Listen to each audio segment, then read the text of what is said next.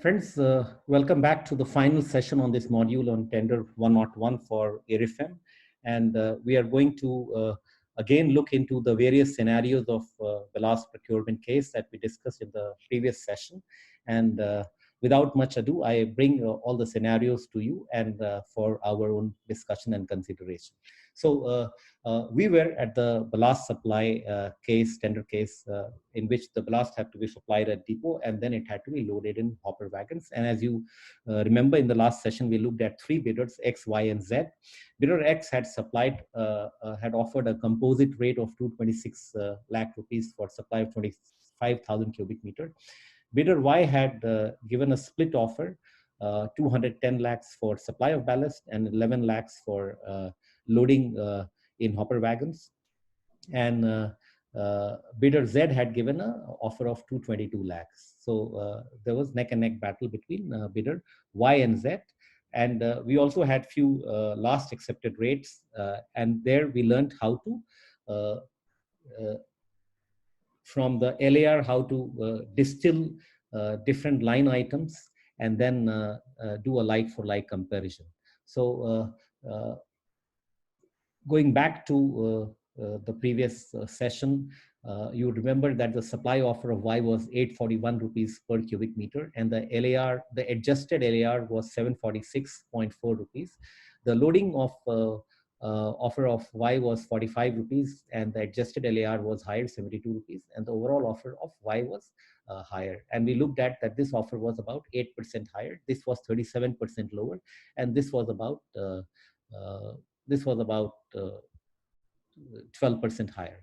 Now, when tender committee starts discussion of rates, they come to the conclusion that the rate for ballast supply overall tender is higher, and the executive member, the convener, insists that the rate for loading supplied by bidder Y is unworkable. So what he's saying is that the rate that this guy has offered for loading is so low that it is unworkable.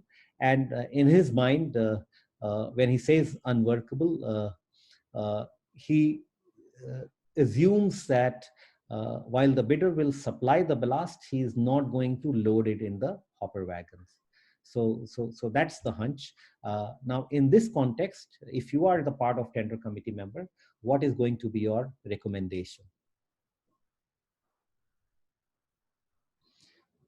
You can write down your recommendation in 3 or 4 bullet points. You can discuss with your colleagues, but it's a good problem to work on. It's a good practical problem to discuss and solve.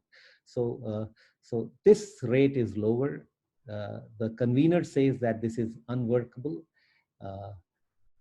And essentially he wants to say that if he's saying if this is unworkable, then there are only two options: either bypass this chap or go in for negotiation for better rate discovery. So let's move on and come to scenario 2, where upon discussion of rate, tender committee comes to the conclusion that rate for ballast is higher, hence rate should be negotiated. So at negotiation, bidder Y refuses to reduce the rate, saying that due to coronavirus, he anticipates the cost of transportation, which is a major cost item in ballast supply, to increase by 8 to 10% on account of fuel cost and manpower. So bidder Y, when he comes to a discussion table, he says that now coronavirus has struck, sir, the taxes on fuel have increased. Also, labor supply has become troublesome. So I anticipate the cost of transportation and labor supply to increase, and hence I cannot increase, I cannot give you a better rate on 841, which I provided here. So he refuses. Now, imagine that you are the finance member of in this negotiation. The question for you is, how would you convince bidder Y that there are possibilities for better rates?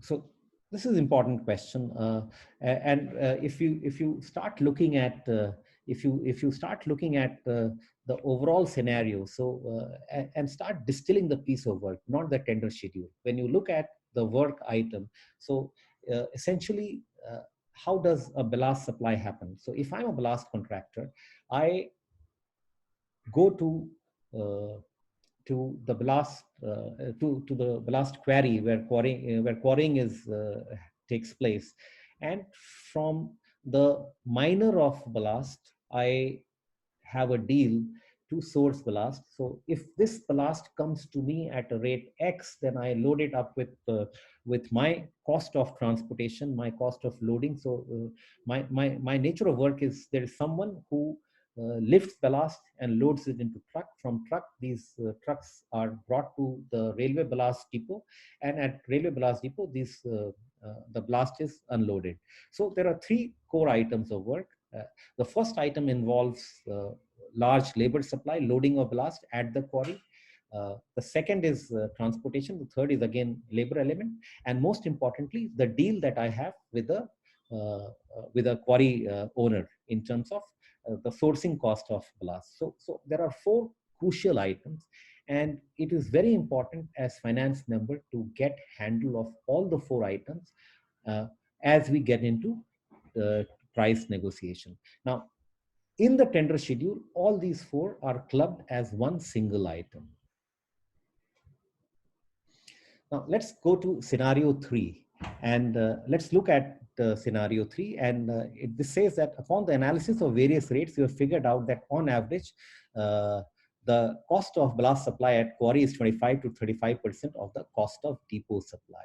So, so if you think that the depot supply is for 1,000 rupees, then if I have to purchase ballast at quarry, it should be available at 250 rupees to 350 rupees, in that range.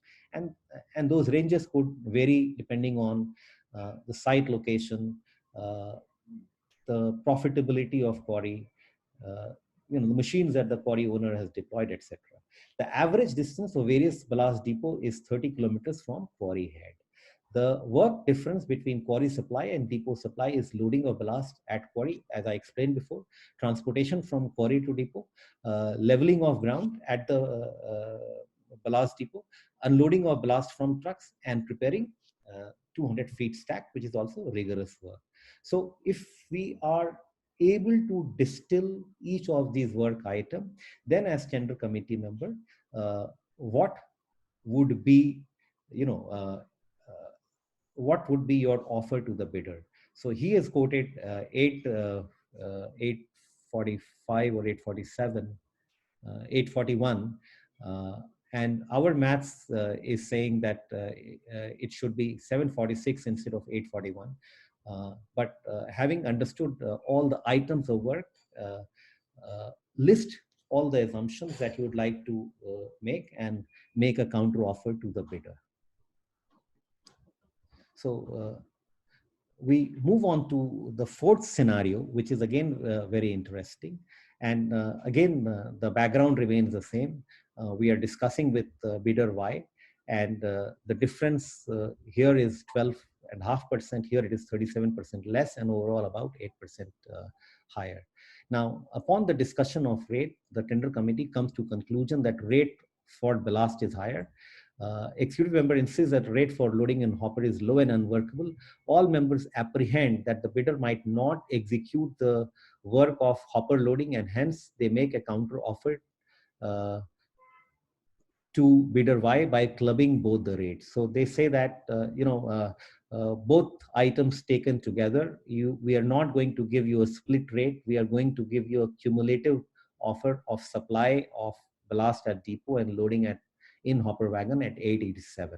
So this is what the tender committee proposes. Now the question for you is it fair to adopt this practice? Right?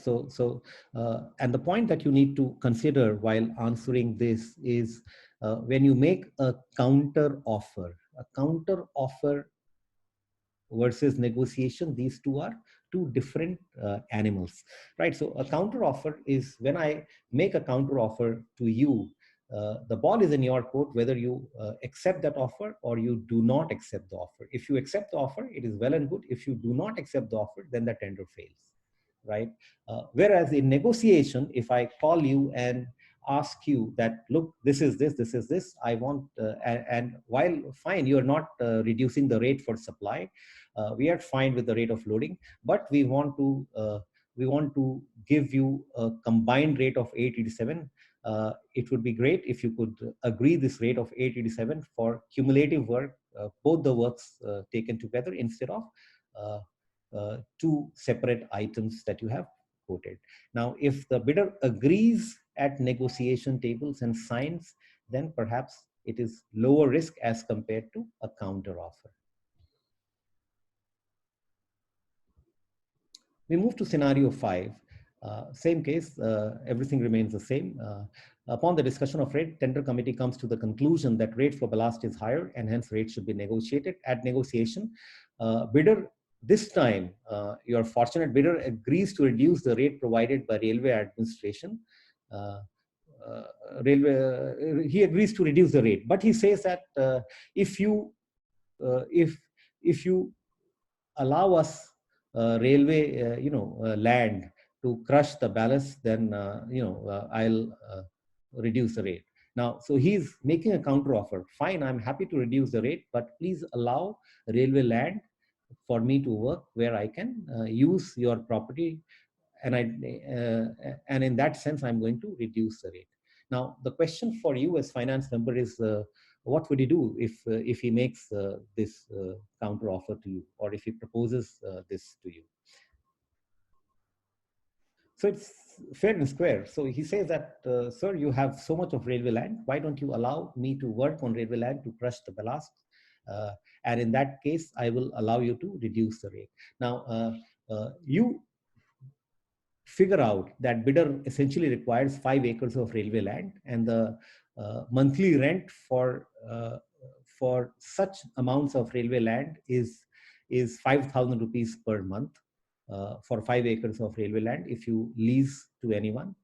Uh, so what should you do, right? So railway in effect, so it's a give and take which is going on. He says that he is happy to reduce the rate provided he gets a benefit of 50,000 rupees per month rent-free railway land from at which has a market value of 50,000 rupees per month, and because this contract is to run for 3 months, so effectively it is 1.5 lakh rupees. Now, what would be your recommendation, right?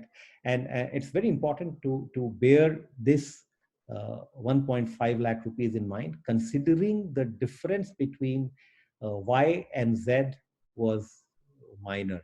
And therefore, it is very important to relook at each of these cases, right? So upon discussion, right? So because if you go back to the case, bidder Y total offer was 221.8 lakhs and bidder Z total offer was 222.4 lakhs.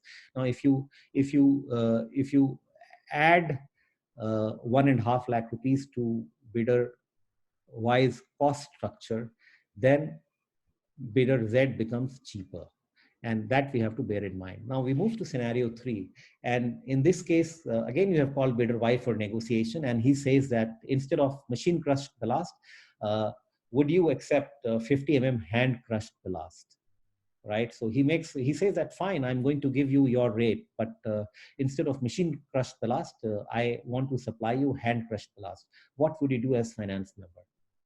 Now, this is a tricky issue, and very often a finance member would look at convener that you tell us, you guide us what to do. But if you know the mechanics of and the rules of ballast procurement and the standards of ballast, because the tender condition has specified machine crushed ballast, you cannot change the item without giving fair hearing to all the parties. So essentially, it's vitiation of tender, and such requests should not be entertained. So, friends, with this, I close this case of ballast procurement. I hope you enjoyed it. If you have any comments or suggestions, please do send me an email at my email ID. Happy to interact with you on your questions. Thanks very much. Have a great time.